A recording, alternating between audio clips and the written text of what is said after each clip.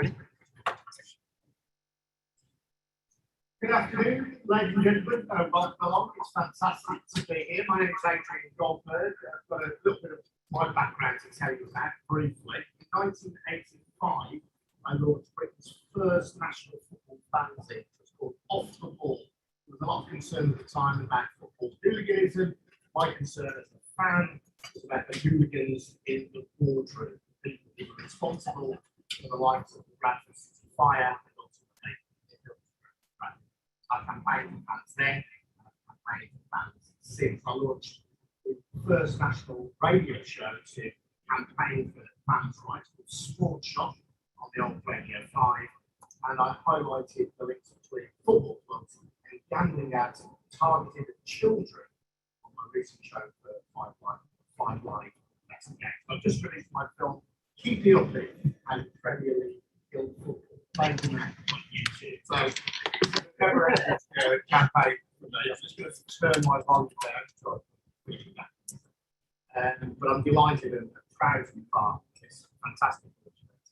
Putting pride back in the sheet, fair games and solutions. The word was first about it, I'd like to introduce John Scales, ex-England, Wimbledon, Liverpool, and Spurs. John. Yeah, thanks, David. Hello, everybody, and welcome to Plough Lane. A very special place for me. Great memories of my time with Wimbledon for 7 years, and really sort of, I think, the epitome of everything good about what football clubs stand for, what football supporters, fans stand for, and like Adrian said, I'm very proud to be part of the Fair Game team. The effort over the last 6 months has been phenomenal.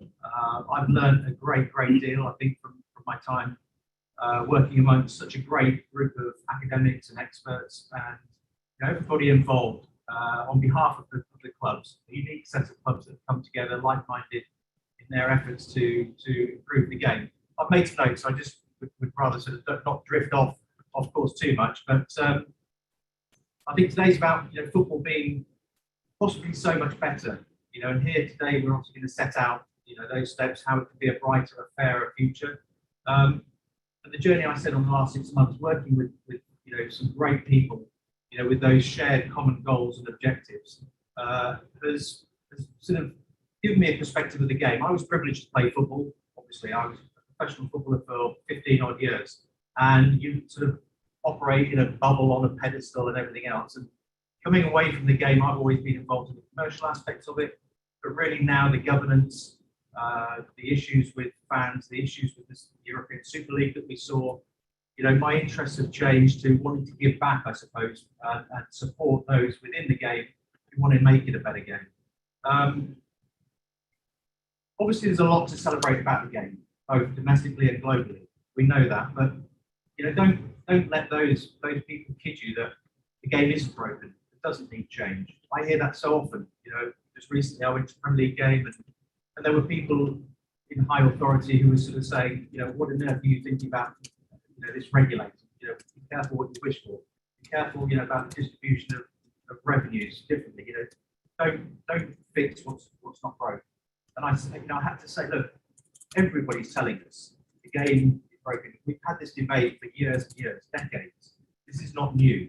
European Super League, epitomised the issues really fundamentally at stake, or amplified those issues for fans, worried about the future of the game. So today we'll demonstrate how Fair Game has established detailed solutions through this comprehensive manifesto.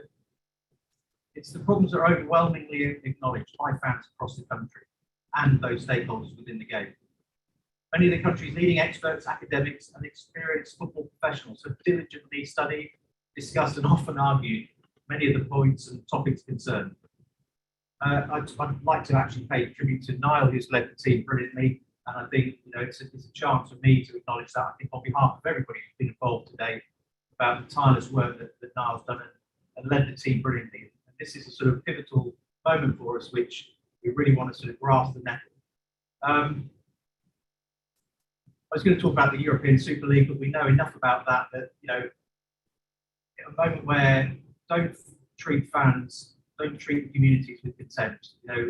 These fans have lived and breathed and served football through countless generations, and they deserve that respect for that loyalty and the very essence of what the game is built on. Protecting the values of football is what is at stake here. You know, sport stands for so much in society.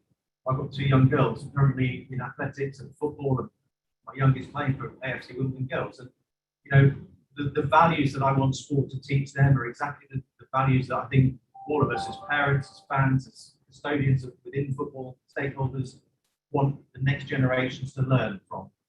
So the game is not a tool to be used for those that seek to selfishly enrich themselves or disregard those values in sheer greed. It's about acknowledging and recognising that custodianship of these community assets, these football clubs that mean so much to so many. We know, of course, there'll always be many that seek to manipulate the system, but it's the job of those whose responsibility is to sort of protect the game that have not done so appropriately. We need to hold them to account. We need to set in place a new approach, and that's really based squarely, I'm glad to say, on the carrot and sort of the stick. Valuable incentives for good governance, good behaviour, good leadership, but rules again, and a regulation that has teeth.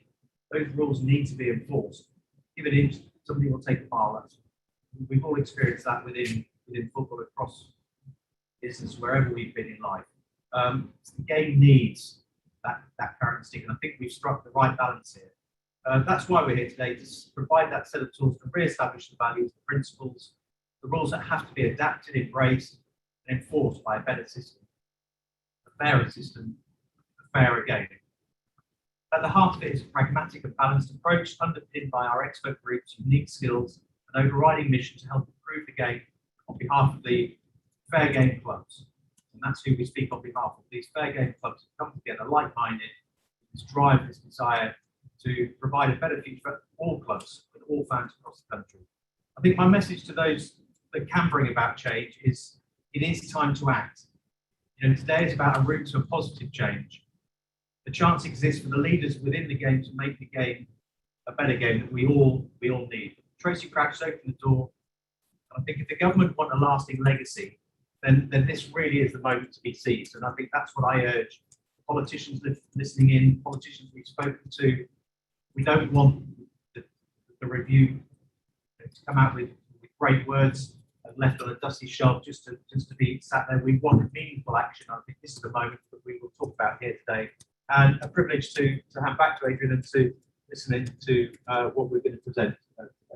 John, thank you very much indeed. John Scales, this is, in my time as covering and following football, a unique initiative bringing together clubs, some fan-owned, some not, supporters, all love the game, that's why we're here, and politicians as well. And at 1 o'clock, we're going to be hearing from Andy Vernon, the mayor of Greater Manchester.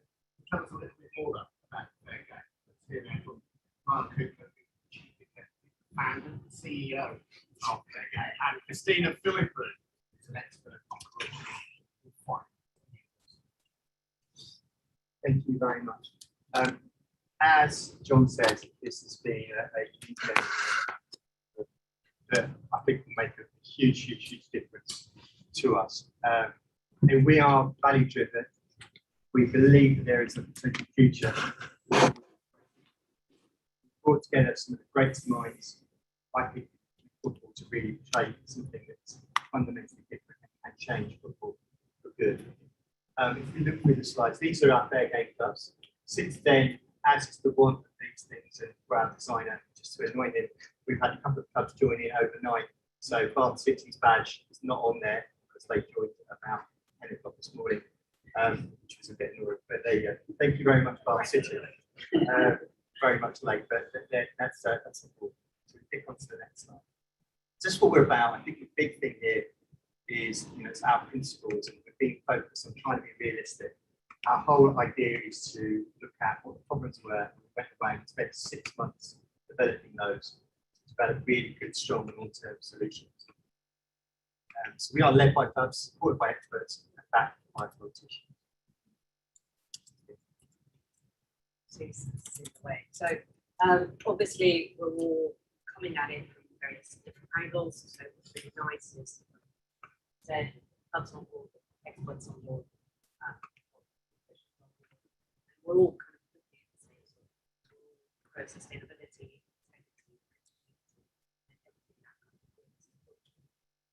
so our vision is simply one where every fan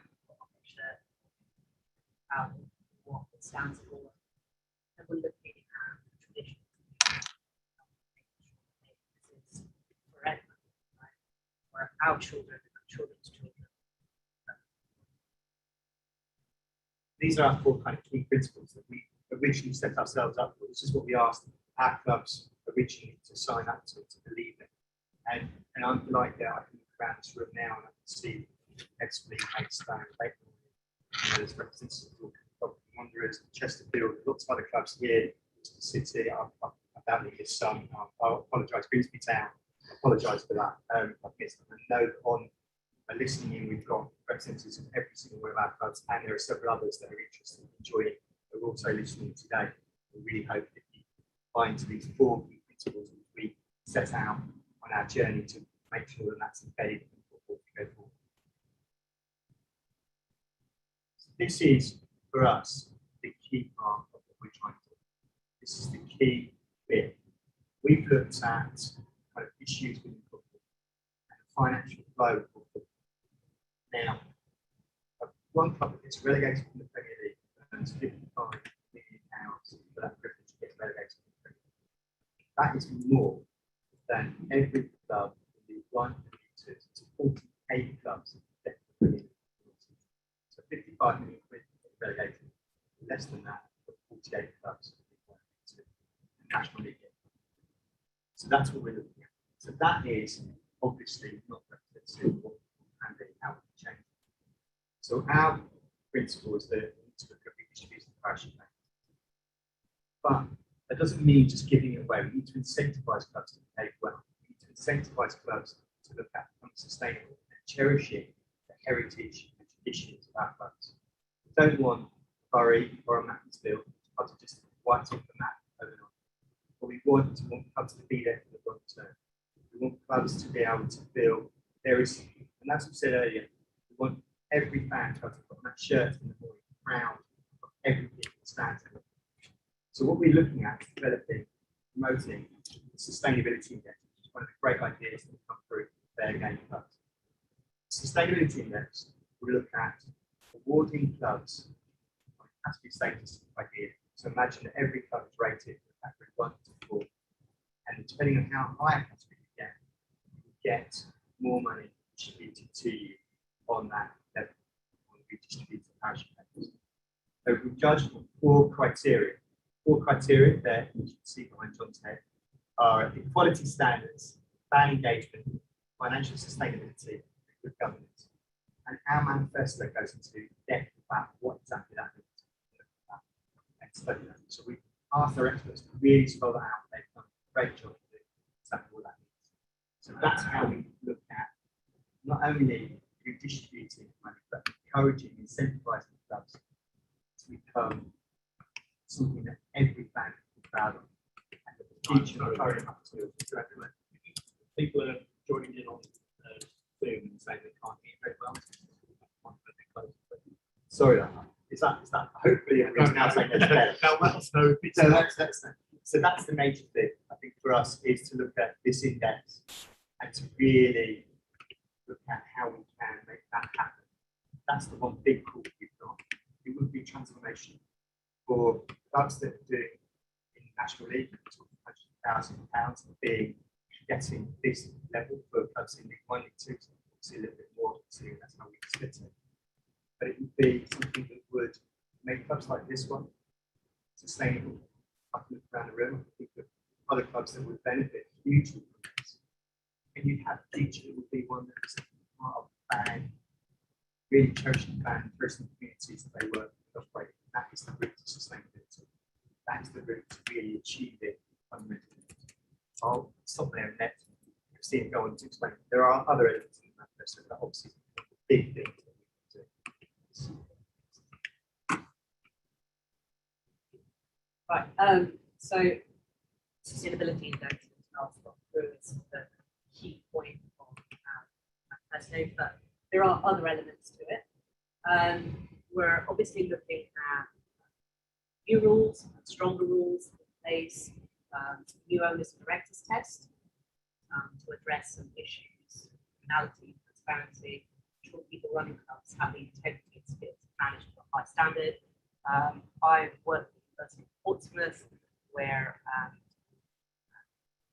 partnership with the Portsmouth Football Club have the dubious one of the only plant anything actually put in the situation while he's on leave, and B, have two of their owners in prison.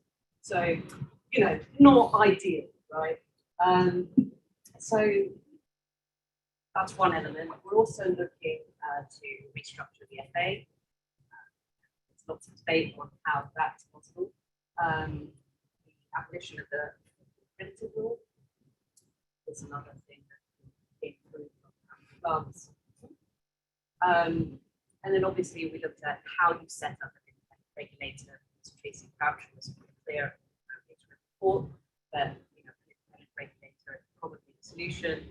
And we looked at how this would actually set up in practice and pulling together experts from various aspects, board of maximum level, created by legislation, because it needs to be a regulator teeth. It's not good enough just saying, okay, we've got a regulator, all good guys, and then nothing actually changes. So it needs to be a government. We want a mixed skill set, so you need people who actually do the things that they're supposed to do. It's no good just having on there because we don't know, they're all part of the board, let's all bring the same people in together, right? You need people who actually have the skills to monitor and control and do the things that they need to. And then operating a hybrid model. So we're looking at taking the best elements of what's happening now with the financial services sector, which I used to work in.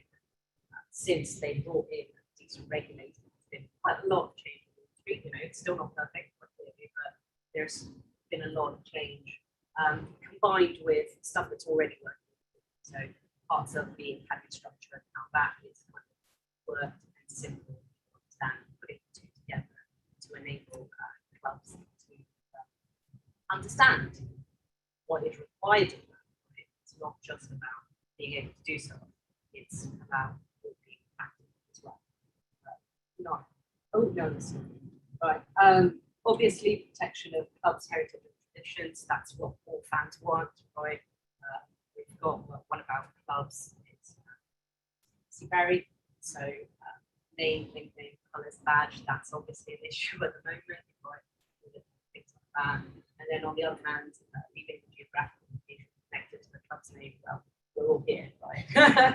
That's quite a clear one there, right? Okay, so thank you very much for that, Christina. I will speak very loudly to this microphone now. So we're looking at a new financial structure. So one of the things we want to look at, at the moment, Premier League gives 14% of TV revenues to outside of the Premier League. 10% of that goes to the clubs who have parachute payments. 4% goes to everybody else. We want to see that upped, and we've been speaking with the EFL about this over time. And our idea is 25%. That's what it was pre-Sky. So it's not like we're thinking something radical, something to do. We're just going back to what it used to be. That would be a massive, massive difference. On the sustainability index, and that being distributed funds, we want to see around 80% of that go towards capital X projects, community projects, and that's about getting the long-term sustainability of the club. The other 20% of the industry, but 80% to really make sure that we're looking for something that means that club's there for the long haul. It's part of that community and really push on. We also salary caps. Salary caps were hugely popular in League One and League Two, National League, and obviously there were issues with that. We support the idea of the salary cap. Very slightly per division. Again, it's spelled out in the manifesto about how we actually want to do that. Relegation clauses, they exist in some clubs, but they're not universal. We want to look at making that universal, making sure that there's an element of consistency about it. And the last one is one that came back through from the clubs when we were talking about it, and it's looking at how the payment of agents and how that works. It's something we've been looking at still. To be honest, we're exploring that a little bit more, but at the moment, the amount of money that's paid by clubs to agents is something that we need to look at ultimately moving towards the end of that process, because you can have an agent representing a club and a player, and that's obviously something that is leads to huge issues going forward. So that's something that we're very keen to look at as well. Those are all the elements of our manifesto. There are huge things, big things to say is like sustainability in there. Is that element of bringing it all together and trying to encourage and incentivize us. I think we've got to 1 o'clock, we should be may well have and join us soon. I can't see it. Just be checking on that. What's that? Lovely technicalities of that. Just waiting for him to join us live from Manchester. Obviously, being mayor of a big city. Still here at the anyway. I'm picking up on one or two of the questions. Yeah. And the question was asked about, I think there's only one EFL club that was listed. We will break off the advantage there. Only one EFL club is listed, no Premier League club. So what is the reaction been? Have you had any response from any Premier League club? So we've been talking to speak to 3 different Premier League clubs, which I won't quite name because they're early conversations. One of them has a very supportive chair. That person is trying to work with the board to see whether they can potentially come on board. Another one is actually one of the clubs from the Big 6, and their executive is very supportive.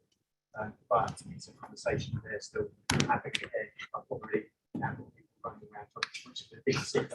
That person could probably be. So that's where we are. And another one is connected with one of our advisors.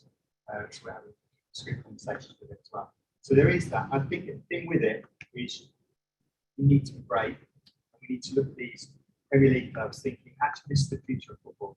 You can make a fundamental difference if you're brave enough to pursue an issue that puts community, that puts sustainability at the forefront. Because it will make such a difference to all these clubs. But, we're not just about the Big 6 in football in this country.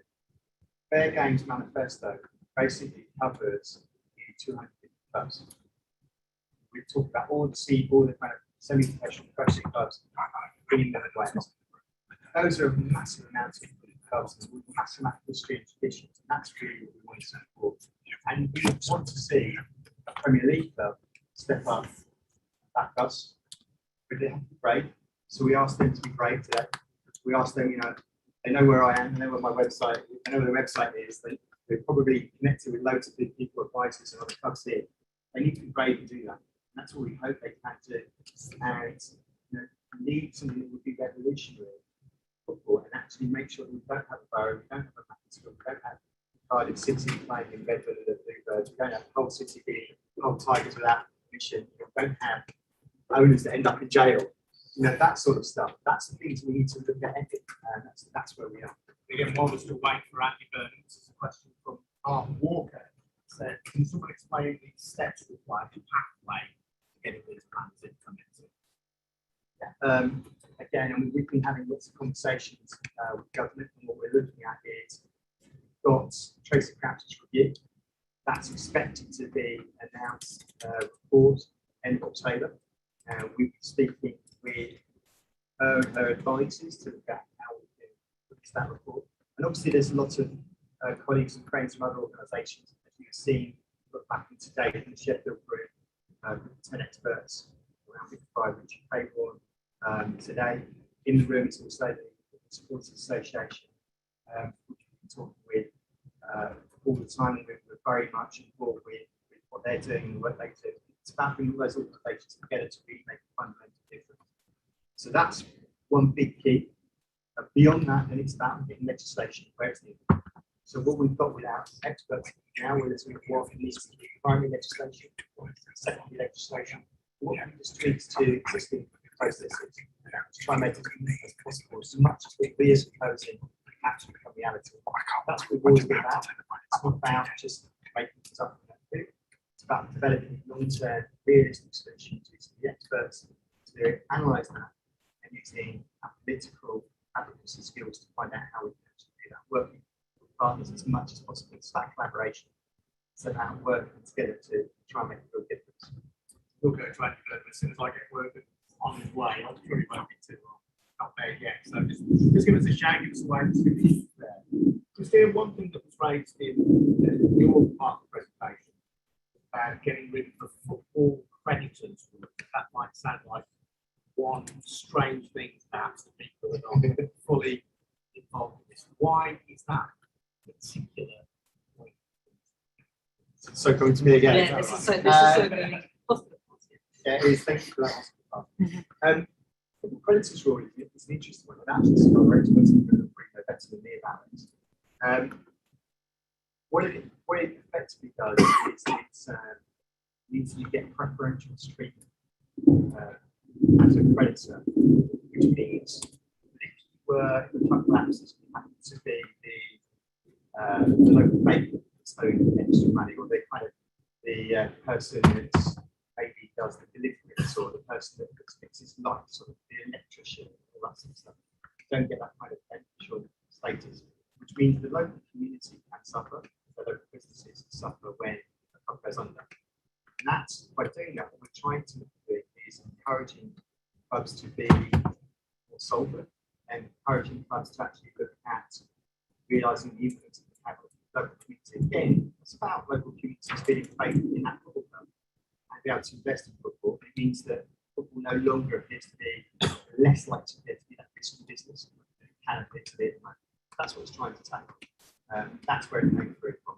Again, it's one of the thoughts that came through from our clubs. I know they're thinking about this one. Literally, put your hand up if you want to ask a question in the room. Yes, sir, come on. If you wouldn't mind introducing yourself. No, I'm sorry. Peaches onwards.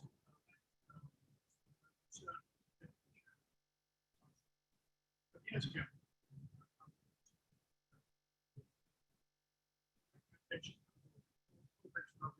Can I say first how much you work on this? Very, very.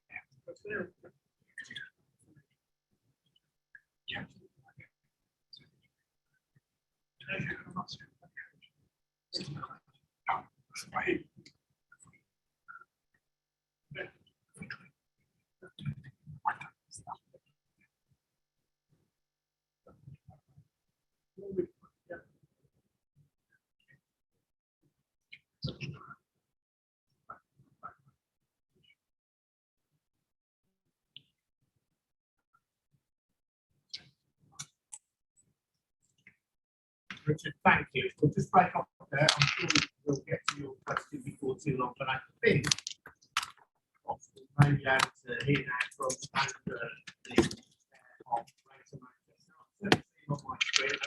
Yeah, football fan. We're just seeing if we can get it on the big screen. But and can you hear it? He's on mute. And then start off mute, please. I think you're talking to me. The sound's not great. We're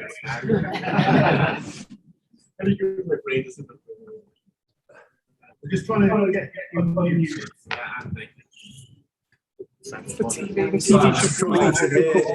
I'm struggling to hear the question. I'm sorry, but it's good to be with you all, by the way. They said the TV's be full volume. I don't know. No, it's Andy, can you hear us in speaking through our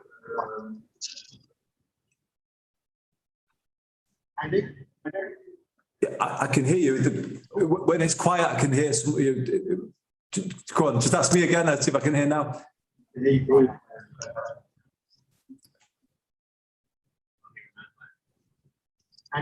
ahead. I can't hear you. I'm sorry.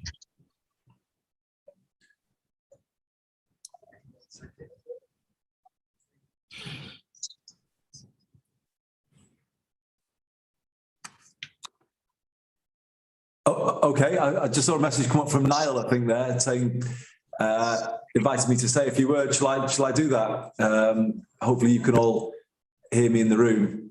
So if I just speak for a few minutes, I'm really, great to join you actually. And I just want to thank everybody involved with the Fair Game campaign. And I know it's the manifesto launch today, and I'll say something about that in a second.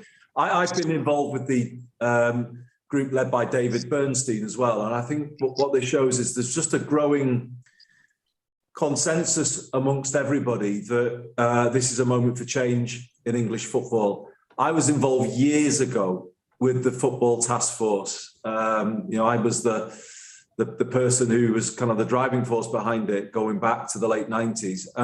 I would defy anybody in English football to say that the challenges that we have in the game today were not predicted, because they were predicted.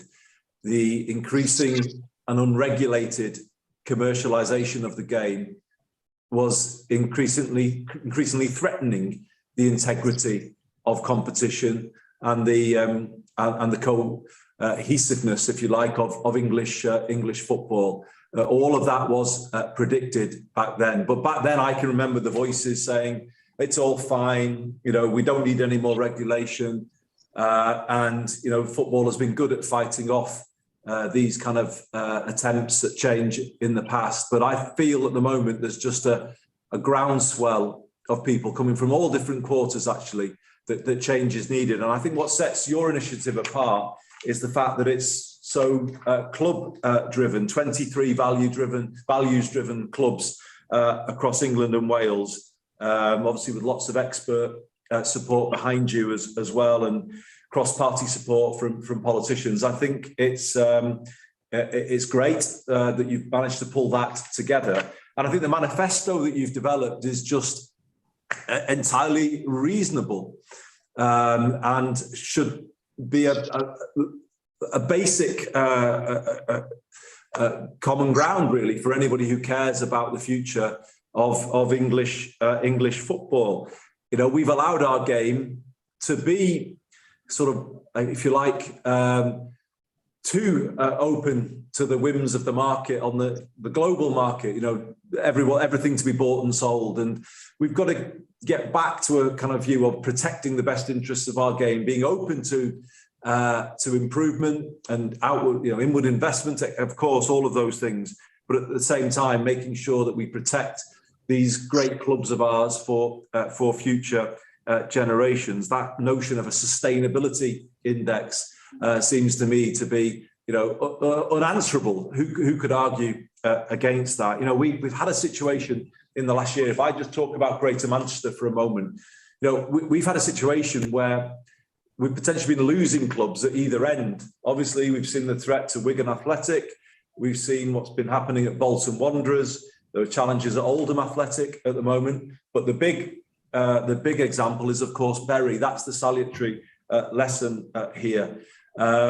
Gig Lane is a monument to failed football regulation and governance. It's the proof that the status quo hasn't worked. And I think, knowing the pain that that's caused Bury fans, I think we all owe it to them to say never again should we allow an English, a huge name in English football, an FA Cup winner, literally to be ripped out of a community in the way that club has been. So the sustainability index, yes, but then the independent regulator. The situation that we have a league regulating clubs where it's in the interest of the league, if you like, to try and bring in any type of ownership and almost kind of open the door to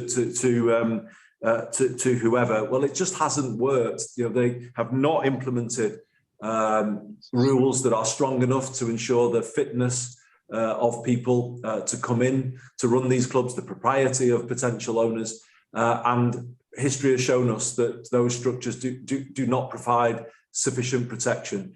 So, I fully support an independent regulator backed by legislation, appointed by government. I think the time has come, and the time has come for clubs themselves to step forward and say, this is what we need. And that's why your initiative is so important. If I could just say something about protection of a club's heritage and traditions. I think this is, this is a thing that matters massively to me. I was involved in the setting up of Supporters Direct many years ago, and this was trying to do the same thing by obviously increasing supporter ownership of football clubs. And many of your members obviously are very are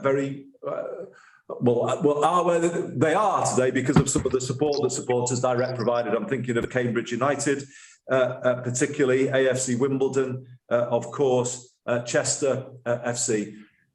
We did do something to change the way clubs were run, and we did do something to improve supporter ownership. But actually, can we get to our dream of a German model in England through that route by change from the bottom up? Well, if we can, it's going to take many, many years, isn't it? The 50+1 idea is great in theory, but how can it be delivered in practice? That's why I think the notion of giving fans a final say on any proposed changes to the club's crown jewels, be it the name, the nickname, the colours, the badge, the geographical location in which the club plays, and doing that through, I would say, a 50+1 arrangement of the season ticket holder base, for instance, making sure that there is that guarantee, if you like, on the traditions of the club, and that no fundamental change can be made without it. So that would have protected clubs that we've lost at the lower end of the game, but it would also have stopped the Super League situation. And obviously we have seen here how close we came against Manchester to losing some of our biggest names to English football. So I'll probably leave it there. I'm sure you want to hear from other speakers. All of that won't work alone unless we've also got an English football system that recycles the benefits of running an English pyramid right the way down that pyramid. More Premier League revenue coming out of the top of the game and coming back into all levels of the pyramid seems to me to be essential if we're to preserve the health of this game that we all love so much. Reforming some of the parachute payments and the other things that have caused an inflationary effect in parts of the Football League. All of that needs to be looked at, and massive changes to the way clubs pay agents. It's all there. Your manifesto, if implemented, I think would have the support, I would say, of 90% plus of football supporters in this country. It doesn't in any way drag the English game down. It just secures it for future generations. It secures our clubs. It deserves our support. I'm here to give my support to your manifesto. We need to make this a moment of unstoppable momentum for change in English football. As I say, 30 years ago, I heard those voices on the task force saying, don't do anything, it's all fine, nothing to worry about. Well, that hasn't been the case because we've seen what's happened to English football since then. Left to market forces, we will be left with a game that doesn't work further down the line. It's time for change, fair game in the wider interests of football, absolutely. You've got my full support. I'm pretty confident I'm speaking for pretty much all of Greater Manchester in backing what you're saying. People are behind it. Good luck to you all, and thank you for letting me speak at this launch event today.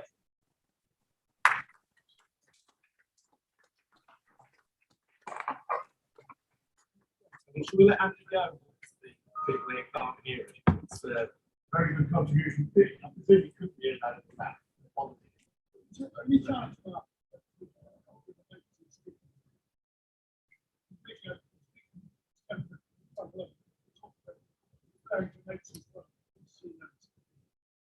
Yeah, so we can ask Andy for his notes, see if they can circulate. That would be brilliant. I know people have also been asking on Zoom if they could have access to the slides that you presented earlier as well. I think it's a good point actually to pick up on what Andy said. For those of you who didn't hear, by the way, Andy just saying that he gives his full backing to the manifesto. He believes that 100% of football supporting the manifesto if given the choice that he has.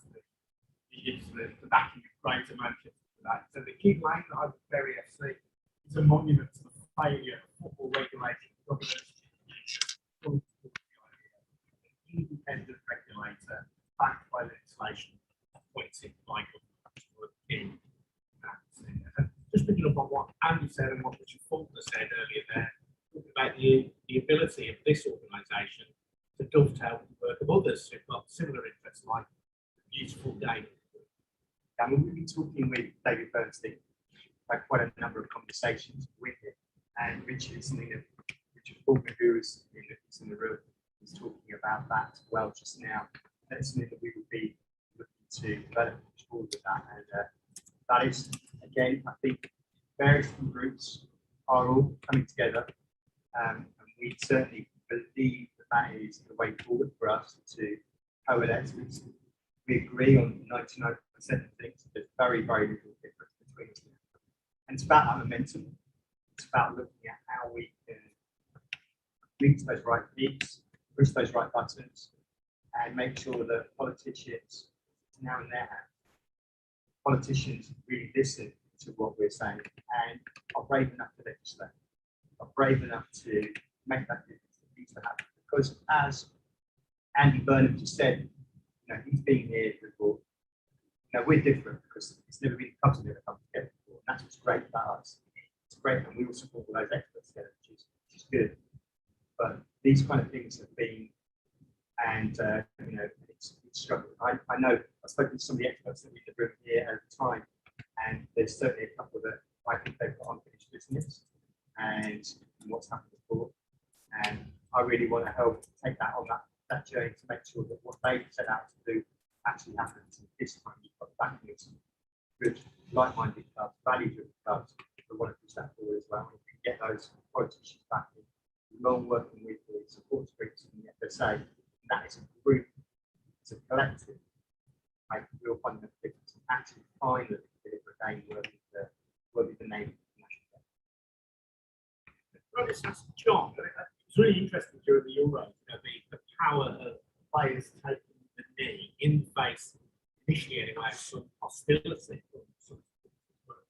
They stuck to their guns, they continued to take the knee, and that sent out a very powerful message. I just wondered if you think there's a role here both for current players and indeed for former players like yourself to Yeah, I think it's the great thing about this is all stakeholders come together because it can't be one individual group, and it's back to Richard's point, is coalescing around this common theme, which is to make the game better, needs everybody to have the message amplified. That we've been here before. It's not rocket science. Nothing that we've said here in the manifesto is anything that any reasonable person wouldn't agree with. Andy said it. We've said it. Everybody in the room says it.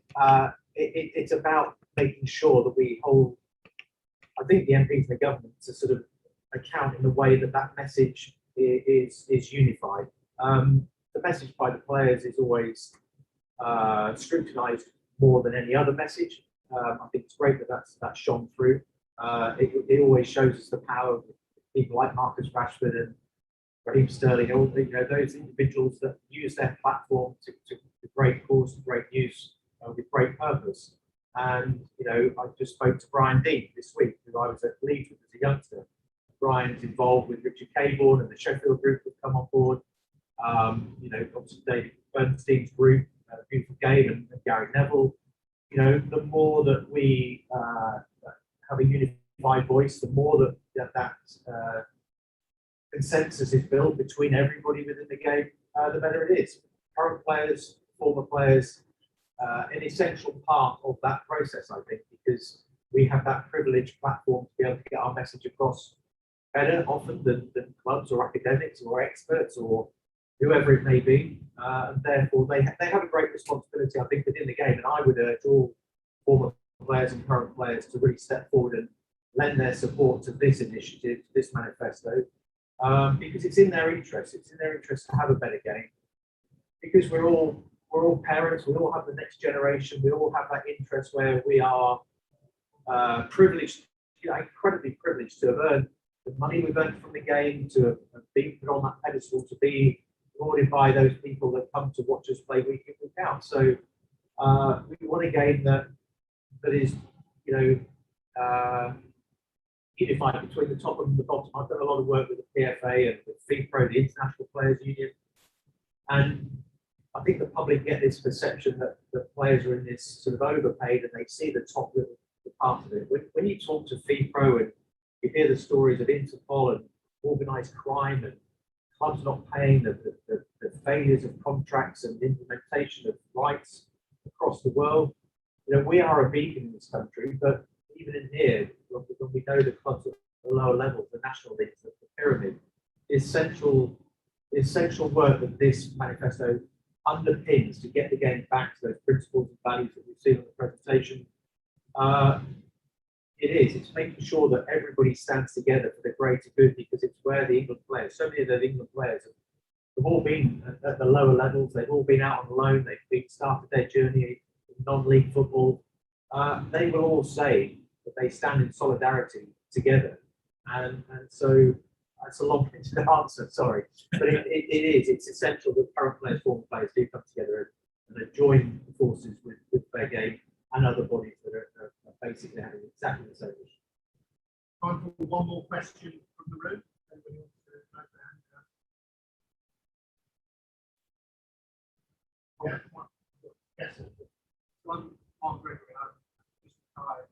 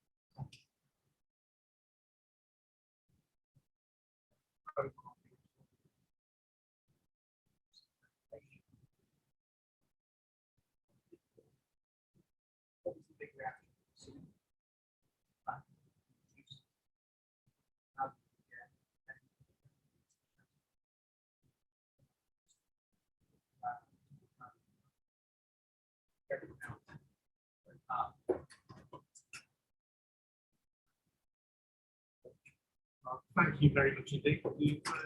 Yeah, well, we've got actually quite a few, we're sort of looking at this. In fact, we've got a few of the experts that are actually looking at the effects of competition on demands and how that affects, and how what we're suggesting could potentially, you know, how it would impact pyramids. And is what you don't want is to reduce competition. Right? So I completely agree with you, but it is something we are looking at the moment. We haven't stopped. This isn't the end. We are still working.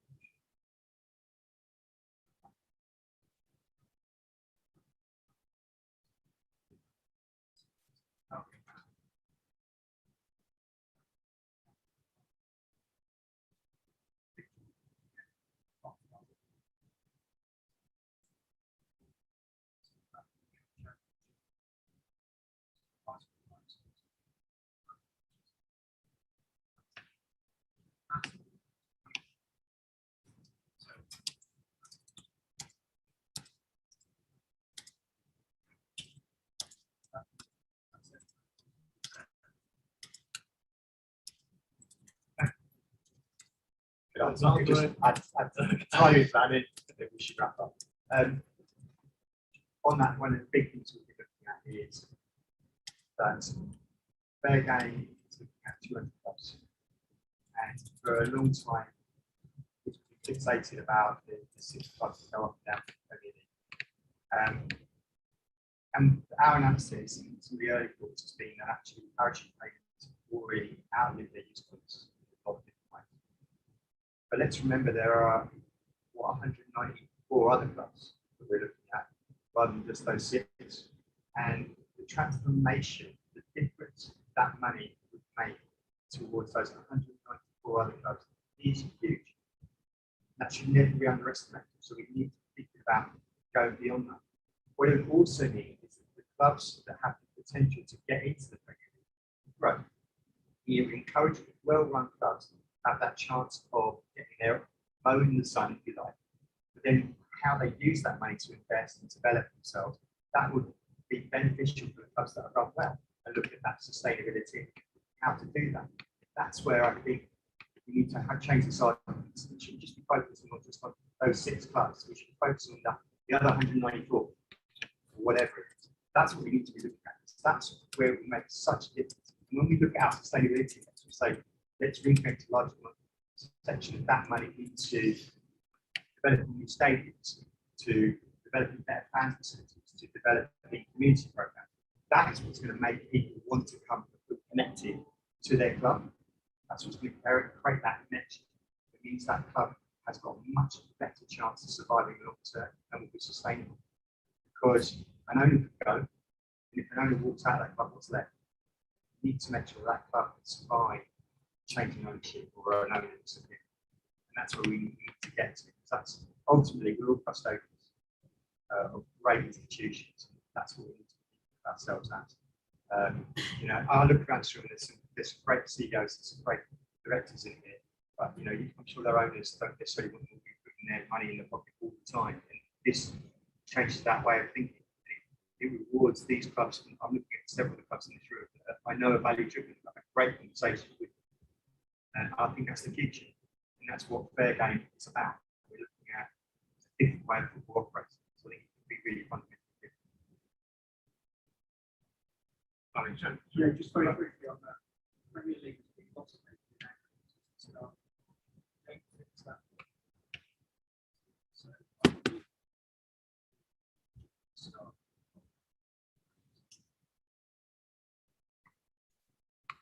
I'll let you wrap up, Adrian. I'm going to let you wrap up now. Well, it's good. You want to wrap up or shall I wrap up? You wrap up. Listen, it's been fantastic. It's good. I'm sorry about the technical issues, but Andy Burnham was a great voice to have, really showing the political collapse of this movement. And I think it is a movement. It's a movement that's been a long time in the making. It's been one that I think started with the fancy explosion of the late 80s, the Football Association, and with the fantastic work mentioned by Richard there of tax force direct and the creation of so many of these funding clubs who now are part of their page. So at times the weight of what's against us may seem huge and it may seem oppressive, but if we look at what has already been achieved over many years working together, we know that we can make progress, that things can be improved. We may have our toughest battles ahead. This is definitely not this, but this is a pivotal moment in the future. Let's go on and fight it. Good luck, everyone. Thank you.